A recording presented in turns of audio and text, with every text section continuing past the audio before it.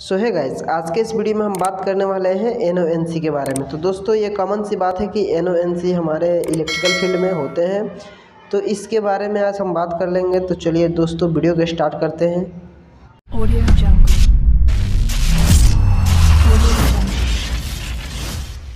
तो दोस्तों जितना ज़रूरी हमारा इंग्लिश में ABCD होता है उतना ही ज़रूरी इलेक्ट्रिकल फील्ड में NONC होता है।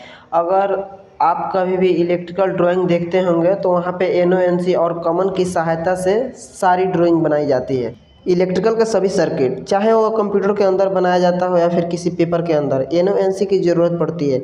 तो आज हम एक एक करके तीनों को समझ लेते हैं कि NO क्या है, NC क्या है और कॉमन क्या है। तो दोस्तों अब हम बात कर लेंगे फर्स्ट पॉइंट को NO के बारे में, ठीक है दोस्तों। अगर कहीं आपको NO टर्मिनल या फिर NO स्विच लिखा हुआ मिल जाए तो आपको बिल्कुल टेंशन नहीं लेने की बात है, क्योंकि वो दोनों एक ही होता है, ठीक है।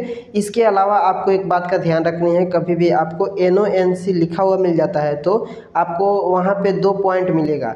पहला पॉइंट रहेगा NO और दूसरा पॉइंट रहेगा NC। इस बात को बताते हैं कि ये दोनों पॉइंट आपस में जुड़े हुए हैं या फिर नहीं, ठीक है। तो दोस्तों अब हम बात कर लेंगे NO का फुल फॉर्म क्या होता है। NO का फुल फॉर्म होता है नॉर्मली ओपन, ठीक है। नॉर्मली ओपन का मतलब होता है कि उसके अंदर दोनों पॉइंट नॉर्मली कंडीशन में आपस में जुड़े हुए नहीं होते हैं। नॉर्मली कंडीशन का मतलब क्या है, अगर हम एक स्विच का उदाहरण ले लें तो जब तक वो स्विच बंद है तब तक वो नॉर्मली कंडीशन कहलाती है, परंतु जैसे ही हम आप उसको चालू कर देंगे तो वो नॉर्मली कंडीशन नहीं होती है, क्योंकि हम अब उसमें बदलाव ला दिए, ठीक है दोस्तों। तो अब हम बात कर लेंगे कि NO का उपयोग कहाँ कहाँ किया जाता है। NO का उपयोग हम मुख्य उपकरण चलाने के लिए किया जाता है, क्योंकि बिल्कुल यह स्विच की तरह काम करता है।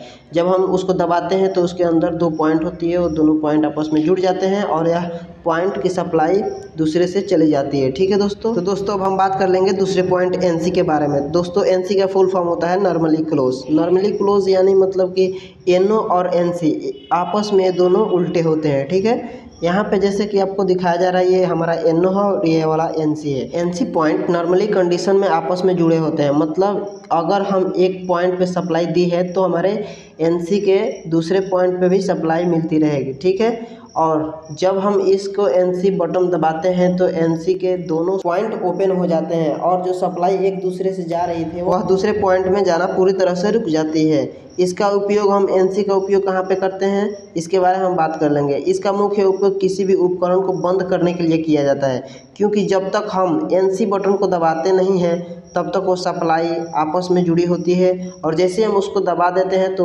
उपकरण चलना बंद हो जाएगा, यानी कि यहाँ से हट जाएगा, ठीक। तो मतलब उसके दोनों पॉइंट आपस में दूर दूर हो जाते हैं और सप्लाई आगे जाना रुक जाता है, तो हमारा उपकरण भी चलना बंद हो जाता है, ठीक है। अब हम बात कर लेंगे कॉमन पॉइंट के बारे में, ठीक है। कॉमन पॉइंट क्या होता है, यह आपको ज़्यादातर टाइमर के अंदर सुनने को मिल सकता है। यह कॉमन पॉइंट के साथ NO और NC दोनों पॉइंट भी होते हैं, ठीक है। और इसका उपयोग करने का भी तरीका जान लेते हैं। इसमें मुख्य वायर होते हैं जिसमें करंट होता है, वो उसके कॉमन पॉइंट पे जोड़ा जाता है, और ऐसे ही कॉमन पॉइंट की सप्लाई NC के अंदर भी जाने लगती है, क्योंकि हमें पता है कि NC का मतलब होता है नॉर्मली क्लोज, ठीक है। यह मतलब होता है यानी कि इसके अंदर जुड़ा हुआ होता है। लेकिन जब हमारा टाइमर का टाइम पूरा हो जाता है तो यह टाइमर ऑन हो जाता है, यानी जैसे ये ऑन होता है इस कंडीशन में हमारा नॉर्मली नहीं होती है।